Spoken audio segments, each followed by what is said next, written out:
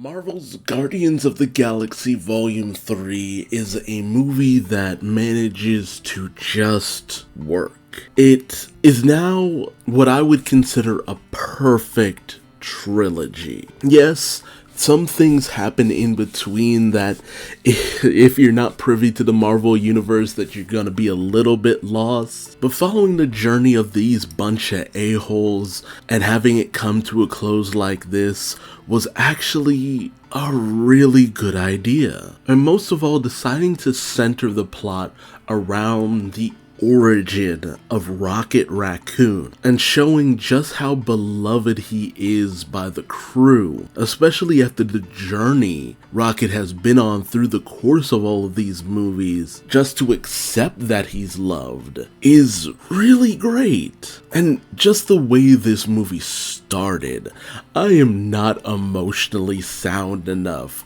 to be watching this movie. But man, opening with Creep by Radiohead on a personal level was amazing for me, and devastating too, because that was the song I used to listen to whenever I was feeling kind of down, and just needed something that kind of resonated with that sadness I'd be feeling, and I'd be able to move on. But, just Rocket just walking through nowhere, listening to the music. I love that Rocket has really taken to Earth music. So many things have turned around from where they used to be in previous movies, where Rocket actually now loves some of the songs from Earth and he embraces it, and he'll talk about it with other characters, and other characters have grown to love it. It's great, but Rocket's creator wants him back. In fact, the greatest thing about Rocket was always his mind, and that's what his creator, being known as the High Evolutionary, wants. And so, at the end of Volume 2, we saw Aisha of the Sovereignty creating this perfect being. However, her perfect being was released a little prematurely. He wasn't really done cooking. So he's a little too inexperienced, a little too wet behind the ears for this mission, because Adam Warlock, he's a dangerous being in Marvel Comics, but usually when he's first introduced as someone who doesn't know much about the world, he tends to be a little bit off the handles. It's only after he's had a little bit of experience, and this was in the comics as well, that he grows into the Adam Warlock who a lot of people really love. My introduction to the Guardians of the Galaxy was in Avengers Earth's Mightiest Heroes, and the lineup was Phyla-Vell, Star-Lord, Groot, Rocket, Adam Warlock.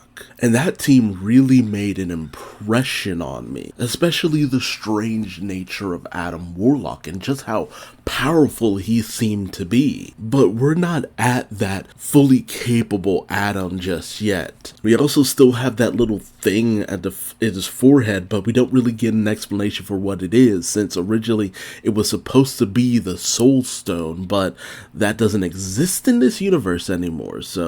But he could be, Infinity Stone empowered, because there are still beings like that out there. But he comes in just energy blazing, ripping through nowhere, beats the heck out of Drax, beats the heck out of Nebula, blasts Rocket, breaks Mantis's arm. It takes Nebula putting a giant shiv through his gut to actually manage to drive him off, and it speaks to his durability and capability that, being shivved with a giant sword through the gut wasn't actually enough to kill him. But they have this med equipment that'll, fix them all up. Peter had been down in the dumps about Gamora and had been drinking, but he hastily puts on a med pack to Rocket, but something in Rocket's physiology, physiology is rejecting it. And Nebula informs him that there's a device in his internal organs that keep any aspect of him being tampered with. A kind of kill switch that if his insides are tampered with in any way, shape, or form, it'll shut him all down. And Peter and the others, desperate to save Rocket, decide to try to figure out what they need in order to access healing Rocket. And man, while Rocket is unconscious, we get flashbacks to his past, that he was in fact a young baby raccoon who was, somewhat anthropomorphized using cyber technology and genetic manipulation and stuff, along with a bunny, an otter, and a walrus who freaking look like Sid's toys the way they're put together. And they all become friends, and Rocket works with the High Evolutionary, even helping to develop his technology of genetic manipulation to create essentially a race of furries. The problem that a High Evolutionary was having was that they were too unstable and they would be very aggressive. But Rocket helped to figure out how to make them less aggressive, something that the High Evolutionary was really thrown off by, because Rocket was more intelligent than he kind of should have been. His aptitude was learning was just so beyond anything the High Evolutionary thought would be possible for him. And whereas Rocket thought, with this big step in what the High Evolutionary was trying to do, they'd all be going to the new world that he would be creating. But the High Evolutionary didn't want Rocket in his entirety and doesn't care for Rocket's friends from the batch of previous experiments. He just wants Rocket's brain because it is shown the most perfection, so to speak. So Rocket, knowing that they're going to try to just kill them all off, he tries to get his friends to escape. But in the escaped attempt, the High Evolutionary kills Rocket's otter friend Lila, who, God, I was devastated by that. I figured they didn't live. I really figured that they didn't live. But my God, this scene where she shot broke me. And then the High Evolutionary is attacked by Rocket, who flies into a rage. He calls in his guards.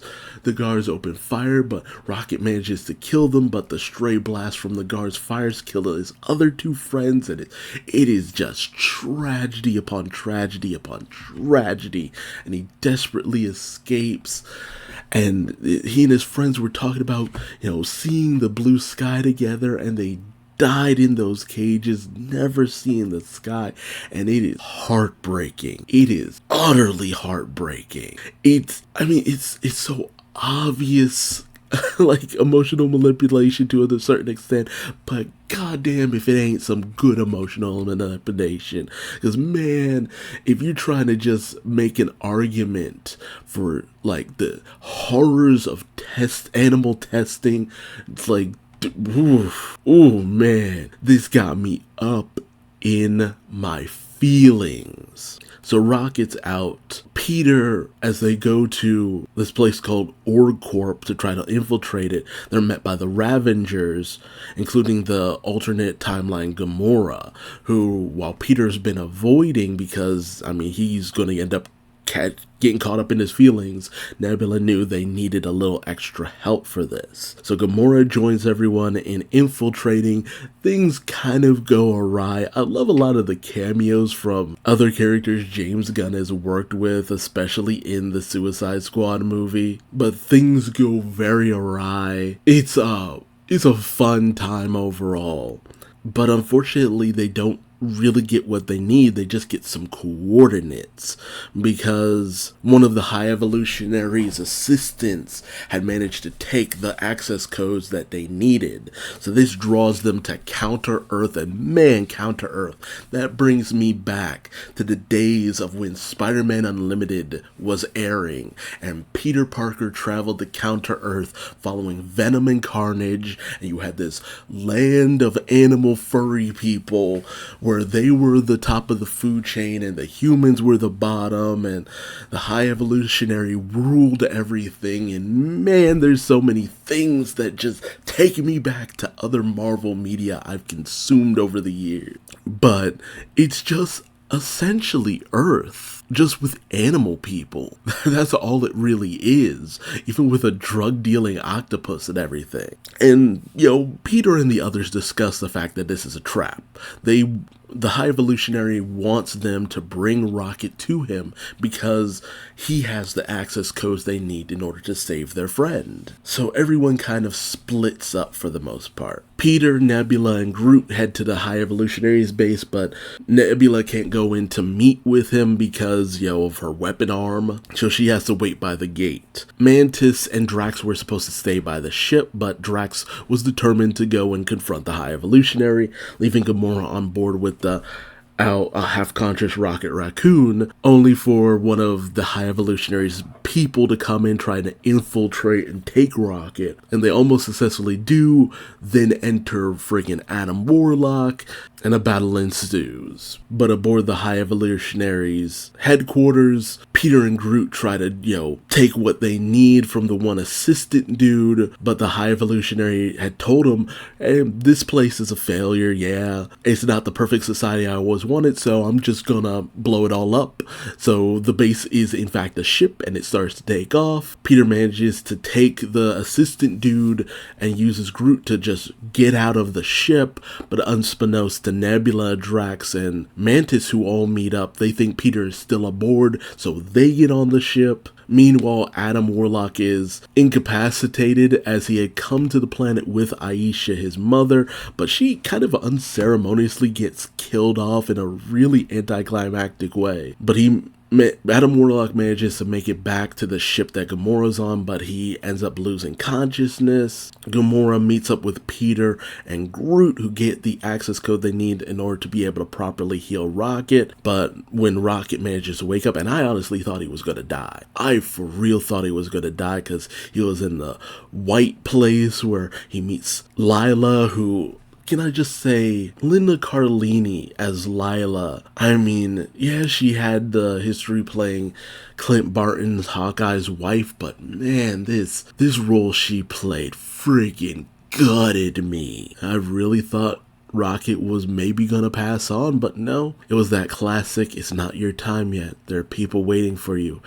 But I was friggin' losing it, man. Like, the rumors that someone was gonna die were overblown, but it did make me really legit think that, oh my god, he's gonna die. And I was freaking just, I was a mess. But they managed to save him. But now they gotta save their friends on board the High Evolutionary ship, who he captures them, wants to exchange them for Rocket. Peter and the others head in, despite the fact that Gamora says don't. But they go in anywhere with calling in some backup from nowhere. And dude, I love the scene where they're having the standoff with the High Evolutionary ship. Peter and the others come in on their ship, and then next thing you know, nowhere itself is warping in, and I'm like, they can fly nowhere? Yo, that's sick! And they just unload a very strategically placed bombardment on the High Evolutionary ship. But while Nebula, Drax, and Mantis are on the High Evolutionary ship, they find these genetically enhanced kids who are there, as well as the battery-eating weird monster things from the second movie's opening. Like, I think smaller versions of those. And Drax manages to befriend the kids because he can speak their language, and in truth, Drax is a really good dad. I love highlighting that, Drax's best role wasn't that of a destroyer, it was as a dad. While Mantis befriends the alien creatures because she never really got to meet them before, and because of her empathetic power, she's able to, bond with them a little bit, which, go Mantis. Queen of the space beasties. And when Peter and the others infiltrate the evolutionary ship to go and rescue their friends, they just come bursting out of a wall with the beat riding the beasties. It's just like, oh, okay. But once everyone's on the same page that there are still sentient living creatures on the ship that shouldn't have to just be killed on board the High Evolutionary ship, all of the Guardians except Gamora are on board, but she just kind of goes with it because she's kind of influenced by their heroicism. We get this awesome hallway action scene that really just highlights, and it's just such a great last hurrah for how well these guys have grown to work together. Even Gamora, who hadn't even been with them, just has such a great chemistry and action with them, and oh man, it is an amazing action scene. But some of the high evolutionaries, what does he say, like Hellspawn? These genetic animal machine amplified hybrid terrors. Like, God, man, some of the imagery in this movie was friggin' haunting. A swarm of them go after Nowhere. We get some awesome moments with Cosmo, and Kraglin finally somewhat figures out the Yaka arrow. Kraglin was okay. I wish we got more Cosmo, though. Not nearly enough Cosmo. But they protect Nowhere for the most part. And as the Guardians find the kids and even some of the guards on board the High Evolutionary ship who don't want to stay because it's obvious that the High Evolutionary's obsession with Rocket has compromised him, and he's making these orders that is gonna kill everybody on board his ship. And I love the moment where even his assistants turn on him, because it's just like, okay, you've gone beyond the pale, bruh. And man, the High Evolutionary is just played to perfection. He's a monster. He's a 100% legitimate monster. What he did to Rocket and his friends, destroying a whole civilization that he created because they weren't quote-unquote perfect. Chakotay Iwuji, oh man, I loved him in Peacemaker, but god damn. Just like with Thanos and Killmonger, he joins in of the group of characters who are, you can understand where they're coming from, but the way they go about it is all wrong and all kinds of messed up. He is horrible. He is a horrible person. And when Rocket sees, the moment when Rocket gets to the animal cages, much like he and his friends were in, and he sees that, there are creatures like him, and he finally gets to see that, species raccoon. And it's me realizing, he legit didn't think he was a raccoon, and it literally had to be spelled out for him. And so he fully takes on the name Rocket Raccoon. Before he would just call himself Rocket, but now it is Rocket Raccoon. And we get all the characters just giving it to the High Evolutionary. But Rocket chooses not to kill him, because that's not who the Guardians are. We also had a moment that I didn't talk about before where Adam Warlock tried to go after Peter Quill, but Peter manages to trick him and blow him up in a ship, but Rocket manages to save him, telling him, hey, everyone deserves a second chance. And so as everyone's escaping and getting all the creatures, animal, sentient, whatever, off of the ship, even the High Evolutionary, Peter almost gets launched into space, and Adam steps up and saves him. And it's a great big happy moment. Everyone's together. Nobody died. I was misled, but I'm glad to have been misled, because thank you. All's well that ends well, but ultimately, a lot of the Guardians decide now is the time to kind of go their separate way. Peter, with advisement from Mantis, decides to go back to Earth and finally see his grandpa from the first movie. And it's a genuinely heartfelt moment, because it's the only other family he really has aside from Mantis, his sister, which, if you didn't watch the holiday special, you missed out on a big revelation. Gamora, let me just go back to Peter. He was great. He was great in this movie. Not the main focus, but, Peter really felt a lot more. The one problem I've had with a lot of content after the first Guardians movie is they keep talking down Peter's intelligence, despite the fact that he's supposed to, kind of be a bit of an idiot savant. Even when it doesn't seem like he knows what he's doing, he has a pretty good intuition and inkling, and that's the whole reason why the Guardians followed him to begin with. And that's on good full display here. Chris Pratt keeps getting talked down to, and yet the characters that he play are nice characters. Like, I'm not gonna talk crap about characters who I actually like the way he plays them. Gamora, played by Zoe Saldana. It sucks that there's no memories, but of course there wouldn't be. And I appreciate that there's not just some big cosmic BS way of getting her to remember. There were consequences for what happened and they stuck. And ultimately she goes back to the Ravagers, though she does have a greater appreciation for the Guardians. And I like that journey. I like that at the very least we left things off with her on good terms. But there was a bit of an out for the character, which Zoe Saldana took. Because I can't imagine that makeup is easy to put on, but she stuck with it for all this time. Drax, goes on to look after the kids, because I love it when Nebula says, you weren't meant to be a destroyer, you were meant to be a dad. And man, his relationship with those kids, it's just like, yeah, that's finally it. I'm glad we gave Drax that moment. Thank you.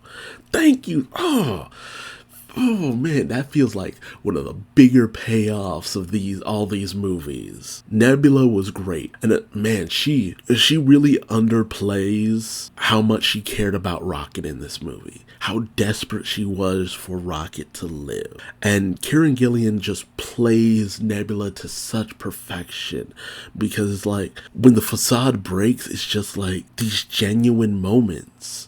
Because Nebula had to be alone with Rocket, the only other family, in the Guardians that she had. And the thought of losing her was actually really weighing on her and making her a lot more sour than usual. And Nebula has come a long way. It's, again, where a lot of these characters were in the first movie or the second versus where they are in the third, just, oh man, so amazing. Even Mantis, who I really hated, honestly, the depiction of her in the second movie, but thanks to the holiday special and then this, man, Mantis is an amazing character. Just A+ work on her. Just the empathy, still a ditz, but at the same time still trying no matter what, with a lot of heart. Groot, where they were going with Groot, that he was slowly getting bigger and bigger. Instead of the skinny Groot from the first movie, he ends up looking like the depiction of Groot in like his very first appearance in comics, and I'm just like, oh, that's what you guys were doing. That is amazing. Because he becomes a big old beefy boy. And then he even says something fully, and it gave me a moment of wondering, was I watching, was that supposed to be us, the audience, finally understanding what Groot is saying? Or does Groot finally speak beyond I am Groot? I kind of loved how that threw me off a little bit. Groot was very lovable in this. He didn't quite have the big emotional moments that he had previously, or the big moment in general, but man, between Baby Groot and Groot from the first movie, it's just like, man, Groot has been beloved enough. There can be one movie where he takes a bit of a back seat, but Groot was still great. But Rocket, the storyline for Rocket in this movie was amazing. And I kind of love that we've really continued to highlight that if there was anyone else who was going to lead the Guardians team, it would be Rocket. Because, Mantis goes off on her own, Nebula stays and takes care of Nowhere, with Drax looking after the kids, but Groot continues to lead the Guardians along with Groot in tow. And that's something that even the comics have acknowledged, that if there was anyone else who was going to lead the Guardians, it would be Rocket. And just the emotional journey for Rocket was fantastic. Opening up beyond Groot in the first movie, getting to open up in general in the second, and now fully embracing all aspects of himself in the third. Oh man, I want to see Rocket's Guardians in the future, even if it's only just one more movie. But at the same time, James Gunn won't be at the helm, and I don't know if it would be as good, but because we end off with his team, and it's really great. Because you have Adam Warlock on it, and Will Poulter played it pretty well. It was one where he didn't have quite a lot, and we didn't really lean into just how capable he could become, but I do appreciate them, downplaying it a little just to hopefully build him up in the future, and I hope they're able to build him up in the future. You really need to do that because you can really have an amazing character on your hand. Kraglin, Sean Gunn's brother, brother of James Gunn, pretty good. It was great finally getting to see him use the Yaka era, though not to utter perfection. He does really get to a good place with it. Cosmo, again, man, they really did not do as much with Cosmo as I really would have hoped, which is why I would love to see another kind of movie with them on the off chance that James Gunn decides to return. But, considering how the fourth Thor movie worked out, maybe it's for the best that they don't. But man, a team of Rocket, Groot, Cosmo, Kraglin, Adam, and then Phyla friggin' Vel. In the comics, the daughter of Mar-Vell, the mentor of Carol Danvers. But, I mean, it could be that she comes from the DNA of that Mar-Vell, but here she was created by a High Evolutionary, one of the kids that Drax had bonded with, and the more prominent of all the kids. And to find out that she was Phyla Vel, oof, man, just that team up. Like, again, one of my first introductions to the Guardians, Phyla Vel was a part of it, and I'm just like, yo, Phyla Vel, that is so cool. Now, Phyla Vel has had a bit of a resurgence recently in both the comics and now this. And I would love to see her get a little bit more justice. But I will miss this version of the Guardian. They rewrote the game in a lot of ways. The animated series they had was pretty bad in a lot of ways, I must say. But man, the game that inspired them was great. So many great aspects to it all. Just, man. I heard some people were kind of down on Will Poulter's Adam Warlock, and I somewhat understand it, but at the same time, it's just like, knowing how the character is kind of introduced in the comics, it's just like, look, they're kind of playing this for the long game. And I really kind of hope that, this doesn't discourage Will Poulter from coming back and maybe playing the character again and getting to do more, because you could. He's a very powerful character. There's so much more you could do. And I just would hate if we stopped it at this. It's a great place to end things and leave me wanting more and a bit conflicted if there should be more, because I would love to see where Rocket and his Guardians go from here on out. But at the same time, I understand if we just kind of leave it at this, because again, Thor kind of taught us that maybe it's best if we end on a good note. But let me know your thoughts in the comment section below. What did you think of Guardians of the Galaxy Volume 3? Who had your favorite character moment in all of it? Honestly, I have a hard time choosing anyone. Like there was more that maybe I would have liked to have seen done, but knowing that this was the last hurrah of a lot of these characters, I say you did as much as you really could, and you did it pretty damn well. It was very reminiscent of time of recording Guardian storyline that was, was that 5 years ago? Within the last 5 years, time of recording, where Rocket was dying and everyone was kind of going out in their own way in order to try to save him. Now, Rocket really is the heart of the Guardians to a certain extent. And I don't know, there's a certain part of me that could watch these characters into forever. And I think that's the mark of something great, that I'm just this reluctant to see it go. But I want to hear from you. Also, remember to like, comment, subscribe if you enjoyed the ride. And until next time, I've been Duuz-Diz-Din. Thanks so much for watching, and I hope to see you later. Take care. Bye-bye.